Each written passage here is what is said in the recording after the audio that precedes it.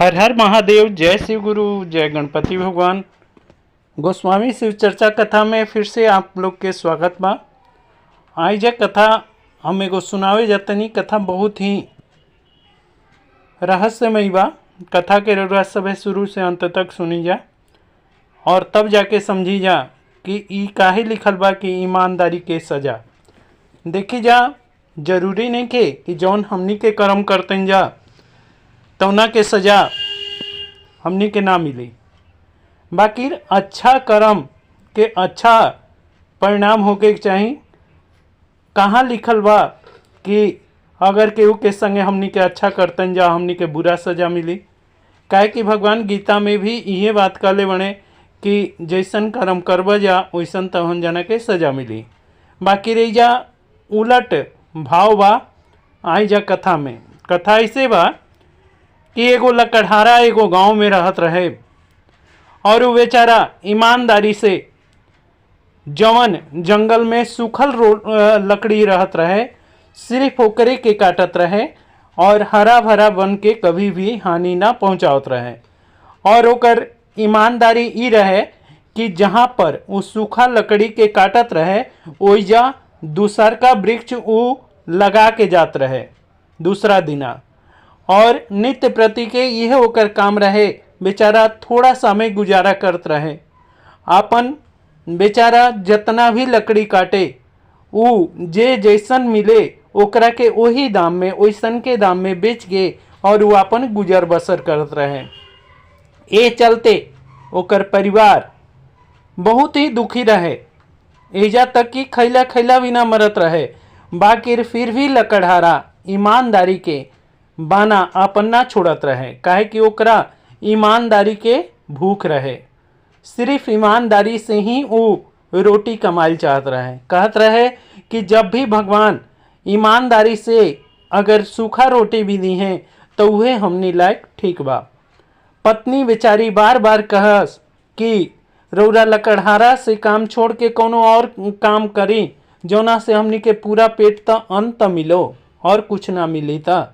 बाकी वो लकड़हारा ये कहत रहे कि हमार जौन कुल खानदान के ई रिवाज है, हमनी के कार्य है, हमनी के अपन काम से पीछे ना हटम जा। भगवान यही में हमनी के बढ़ोतरी दी है। और ये चलते वो बेचारा अपन लकड़हारा लकड़ी के व्यापार करे और कुछ ओकरा आवते ना रहे। एक दिन के बात भल कि उस जंगल में घोर जंगल में बेचारा पहुंचल और वो दिना ओकर पत्नी घर में कुछ भी खाए के ना रहे, मात्र सूखा रोटी रहे। वो 3 दिन के सूखा रोटी कलश की देखी राउर ईमानदारी के ये 3 गो रोटी बा। और चाहे इस सूखल होके चाहे जैसन भी होके ये राउर ईमानदारी से मिलल बा। रौरा एकरे के खा के अपन पेट भरी और हमारा भी कुछ भी नहीं के देवे लायक। और ए तरह करके ईमानदार लकड़हारा अपन झोली में रोटी के डाल लेलस और अपन कुल्हाड़ी अपन कंधा पर रख के बेचारा जंगल के तरफ प्रस्थान कैलस। जब जंगल के तरफ गई त बेचारा जंगल में लकड़ी काटत रहे और का काम कैलस कि ई ना देखलस कि जौना पेड़ के ऊ काटता वही पेड़ के नीचे आसन बिछा के एगो साधु महात्मा तपस्या करत रहन। वो बेचारा पीछे से चढ़ल और इस साधु महात्मा आगे से अपन ध्यान मस्त रहन। और ये बेचारा जब ऊपर चढ़ गई तो अपन लकड़ी काटल आरंभ कैलस। जब लकड़ी काटल आरंभ कैलस धीरे धीरे लकड़ी सब गिरे लागल और धीरे धीरे ओकरा बेचारा के ईमानदारी के रोटी खैला से बेचारा के चक्कर लेखा आवे लागल, जौना के चलते ओकरा हाथ से एकाएक कुल्हाड़ी छूट गई। जब कुल्हाड़ी छूट गई, जब ई हवाक रह गई लेकर अब तक कोनो पारे आर ना रहे कि आज दादा अब तो हमार ई कुल्हाड़ी छूट गई। और नीचे का देखा था कि अरे एगो संत महात्मा बैठ के तपस्या करते रहे और वो ऊपर से सीधे अपन कुल्हाड़ी के बचावे खातिर ऊ ऊपरे से कूदल, जौना के चलते लकड़हारा अपन कुल्हाड़ी तो बचा लेलस, बाकी वो ऋषि महात्मा के ही ऊपर गिर गई। ऋषि महात्मा के ऊपर गिर गई, जौना के चलते ऋषि महात्मा भी अपन बैठल आसन में से बेचारू गिर गए और उनकर ध्यान भी टूट गई। जब ध्यान टूट गए तो ऋषि महात्मा इतना ज़्यादा क्रोधित हो गए, इतना ज़्यादा क्रोधित हो गए कि वो लकड़हारा के बात के भी सुने खातिर बेचारा के तैयार न रहन। और देखते देखते लकड़हारा कलश की हे महाराज, रौरा अपन क्रोध के शांत करी, पहले हमार बात सुन ली, काहे कि हम अपन लकड़ी काटल हमार व्यापार बा और हम रौरे जान बचावे खातिर हम रौरा ऊपर गिरल बानी। बाकिर फिर भी वो महात्मा ओकर बात ना सुनले और ओकरा के कहले कि तू गधा जैसन व्यवहार के लिए बड़े, तू गधा वाला अकल तोर मोट बा, तोरा कोनो चीज ज्ञान के कोनो चीज तोरा खोपड़ी में तोरा अकल में नइखे, और ये चलते तोरा अकल के मोटा पर्दा बा जौन एक गो गधा के होला, और आज से हम तोरा के श्राप देतनी कि तू गधा हो जा। और ए तरह वो लकड़हारा के गधा होके के श्राप दे देले। जब वो गधा होके के श्राप अपन बेचारा ले लेलस त आँख से आंसू बहा के और वो तपस्वी के पैर पकड़ लेलस, कलश की महाराज रौरा पहले ये बताई कि का ईमानदारी के सजा ये होला कि हम राउर सब चीज कैनी, राउर जान बचौनी, रौरा निके पता कि का भइल। तब महात्मा उल्टे का काम कैले कि कहले कि तोरा ऊपर हमारा भरोसा नहीं खे, और वो अपन दिव्य दृष्टि से देखले पीछे के जितना घटना घट रहे वो अपन दिव्य दृष्टि से देख लें। जब दिव्य दृष्टि से देख लें तो ऋषि महात्मा के पैरों तले जमीन खिसक गई। का देखा तने कि लकड़हारा ऊ कुल्हाड़ी के बचावे खातिर जौन उनका सिर पर आके सीधे गिरित और जौना से महात्मा के प्राण हरण हो जाइत, बाकी ऊ कुल्हाड़ी के बचावे खातिर उनका ऊपर गिर गई और एजा तक कि वो कुल्हाड़ी ओकरा पीठ में भी धंसा रहे। जब महात्मा कहले कि अरे लकड़हारा तू पीछे मुड़ के दिखावा, जब पीछे मुड़ के देखले तो का देखा तने कि उहे जवन कुल्हाड़ी इनका ऊपर गिर के रहे वो कुल्हाड़ी सीधे लकड़हारा के पीठ में धंसा रहे। और महात्मा तुरंत वो कुल्हाड़ी के निकलने और निकाल के आँख से आंसू गिरे लागल महात्मा के। कहले कि हम का करी, हम क्रोध में तहरा के ई का श्राप दे देनी, तहार ईमानदारी के तहार ई सहायता के हमरा इहे परिणाम मिलल कि हम तहरा के श्राप दे देनी। हमरा के क्षमा कर दे हे लकड़हारा, तू बहुत ही सादगी सरल और बहुत ही ईमानदार इंसान हवा। तारा के ई सजा बहुत अनर्थ में मिल गई, तारा ई सजा ना मिले के हक रहे, तारा तैजा वरदान मिले के रहे, बाकी तारा श्राप मिल गई। कोनो बात ना, हम तारा के कहतनी कि जा और जाके तू कौनो सब धोबी के घरे जा और जौन धोबी अपन ईमानदारी से गधा के ऊपर भार लादत हुई उहे गधा के उहे धोबी के घरे तू जइबा और जौन धोबी ईमानदारी से अपन भार जतना गधा पर लादे के चाहिए उतने अगर लाद के वो अपन कार्यभार करता और ईमानदारी से जियता तो अगर ओकरा घर के तू अन्न खइबा तो जरूर से जरूर फिर से तू गधा से इंसान बन जीबा और फिर से तू अपन कार्यभार करे लगबा। बाकी अब से जौन तू जहिया इंसान बनबा तैया से तहार दिन दुगना रात चौगुना तरक्की हुई, ई हम तारा के वरदान के रूप में देतनी। और ये तरीका के महात्मा फिर से तपस्या में संलग्न हो गए, फिर से तपस्या में चल गए और ये बेचारा गधा बन के और घूमे फिरे लागल, जगह जगह जाए और जाके धोबी लोग के घरे जाए और कपड़ा लादे सब चीज़ करे, बाकी कोनो धोबी ईमानदार ना मिलने सा। अब ये बेचारा सोच में पड़ गई कि हम केकर अन्न खाई कि जौना के चलते हमारी गधा जोनी से मुक्ति मिलो। और इस सोच के बेचारा आंख से आंसू बहावे और शाम तक काम करे और फिर एक घर से दूसरा घर प्रस्थान कर जाए। काहे कि रोज धोबी देखा सा कि हमनी के एगो नया गधा मिल गई, हमार आज काम दुगना हो जाए, हमार आज काम चौगुना हो जाए। और वो दिन भर वो धोबी के बिना खाना पीना के ओकर कार्य करे और शाम होके तो वो जाले प्रस्थान कर जाए। ये तरह करत करत बहुत दिन व्यतीत हो गई और एक दिन एगो धोबिन आपन धोबी से लड़त रहे।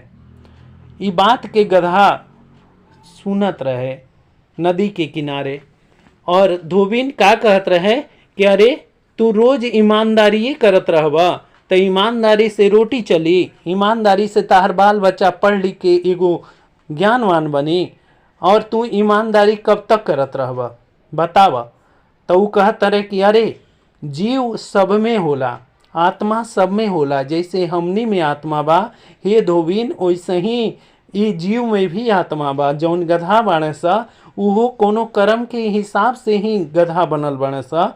अगर एकनी पर हमनी के भार ज़्यादा रखम जा और इन्हीं के ना चलल जाई तो इन्हीं के आँख से आंसू आई, इन्हीं के श्राप दे दी हैं सा और हमनियों के नरक जोनी में प्रवर्तित हो जाइम जा और आगे वाला जन्म हमनियों के गधा के मिल जाए।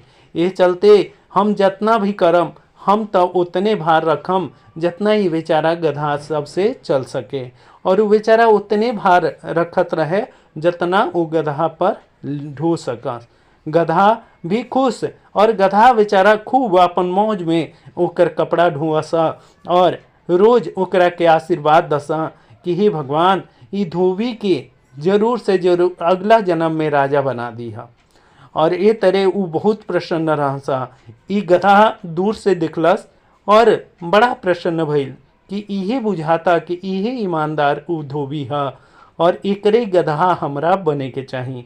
और उ जाके उन्हीं के गधा में सम्मिलित हो गई। सब गधा हेको करे लगल सा।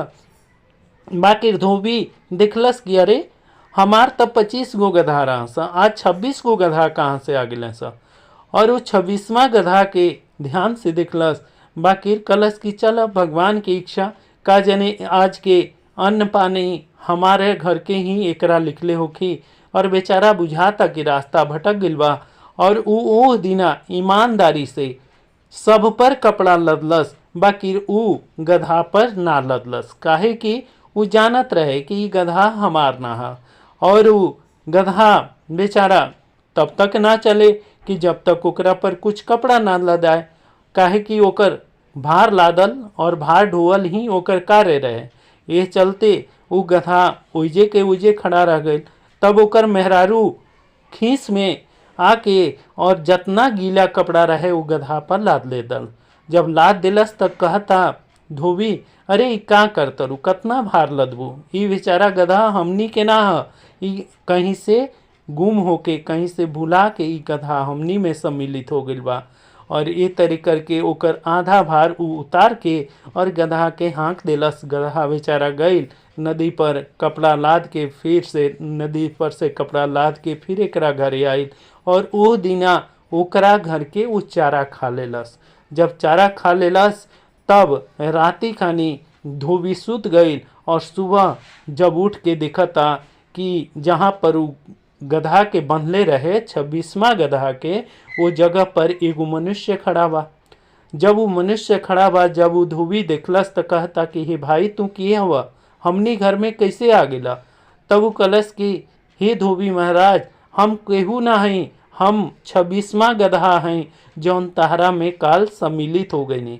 और हमरा ई श्राप रहे एगो ऋषि के कि एगो ईमानदार धोबी के घरे जब तू ओकर अन्न खइबा तो तू ई जोनी से मुक्त हो जीबा। और पूरा कहानी जौन उनका संगे घटा रहे लकड़हारा के संगे वो सब धोबी महाराज के सुना देला। और कलश की तू हमरा खातिर वरदान साबित हो गइला, तहरे चलते हमार जीवन मुक्त हो गइल और आज हम आपन घरे जातनी और आपन पत्नी के सब कथा सुनाई। और वो जाले बेचारा धोबी के प्रणाम करके और धन्यवाद करके वो जाले अपना घरे प्रस्थान कैलस। रास्ता में फिर उ ऋषि लगे पहुँचल, जौन ऋषि तपस्या करत रहन। जाके नतमस्तक हो गए, उनका के पैर धके कलश की ही महाराज, आज हम एगो ईमानदार आदमी के दर्शन कर लेनी, जौन साक्षात भगवान शिव के अवतार लागत रहे। काहे कि ऐसन ईमानदार तो कलयुग में संभव ही नहीं है। काहे कि ये ईमानदार ये चलते कि वो उतने धोबी अपन गधा पर कपड़ा लादेला जितना ओकर गधा चल सकस, और ए तरह करके वो अपन श्राप जोनि से मुक्त हो गई और वो अपना घर के तरफ प्रस्थान कैलस। अब साधु महात्मा कले कि आज से तहार दिन दशा भी तब्दील हो गई, और जा हम भगवान शिव के तपस्या जतना कैले बनी ओकर आधा फल हम तहरा के दे तनी, और तू देखते देखते तू दिन दुगना रात चौगुना भगवान शिव के कृपा से तू करबा। और आज से तू 1 पैसा कमैबा 10 पैसा हो जाई, 10 पैसा कमैबा 100 पैसा हो जाई। बाकी एक बात जरूर ख्याल रखिया कि तू ईमानदारी के अपन बहाना मत छोड़िया। जौन ईमानदारी से तू पहले पैसा कमात रहा उतने तू आपन खर्चा में ले आइया, और जितना भी तारा हो सके, जितना तार धन हो सके तवन गरीब दुखिया के मदद में खर्चा करिया। और जब तक तू गरीब दुखिया के मदद में खर्चा करबा तब तक ताहार दिन दुगना रात चौगुना तरक्की होत रही, और कभी भी तारा अन्न के और धन्य के कभी भी अभाव ना होगी। हर हर महादेव, जय शिव गुरु, जय गणपति भगवान। ये कथा रौरा सभी के अगर बढ़िया लागल शिव गुरु के कृपा से ईमानदारी से रौरा सभी भी कमेंट बॉक्स में हर हर महादेव लिख के और चैनल के सब्सक्राइब अवश्य करम जा। जय शिव गुरु, जय गणपति भगवान।